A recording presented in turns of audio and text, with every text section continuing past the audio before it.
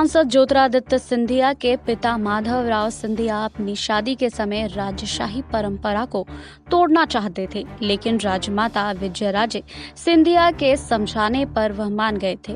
क्या था ये पूरा मामला, आइए आपको बताते हैं इस रिपोर्ट में।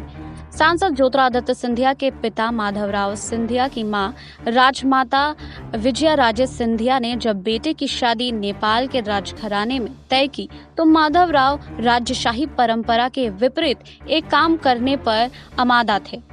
राजमाता से माधवराव सिंधिया ने राजकुमारी को देखने की इच्छा व्यक्त की, लेकिन उस समय यह राजशाही परंपरा के खिलाफ था।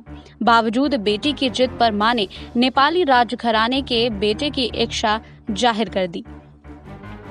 माधवराव सिंधिया की शादी नेपाल के राणा राजघराने की किरण राज्य लक्ष्मी से तय हुआ था। शादी के बाद उनका नाम माधवी राजे सिंधिया हो गया था। वहीं राणा राजघराने ने राजकुमारी को दिखाने से इनकार कर दिया था। एक रिपोर्ट के मुताबिक जब राजकुमारी देखने को नहीं मिली तो माधवराव ने तंज कसते हुए कहा था कि शायद वे लोग उन्हें नेपाल की महारानी बनाना चाहते हैं।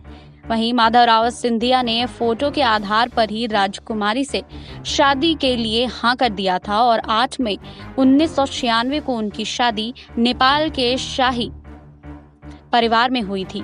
वहीं बता दें कि बायोग्राफी के मुताबिक माधवराव की शादी नेपाल के राणा राजघराने ने दिल्ली आकर की थी और उनकी शादी के लिए ग्वालियर से दिल्ली के लिए स्पेशल ट्रेन चलाई गई थी।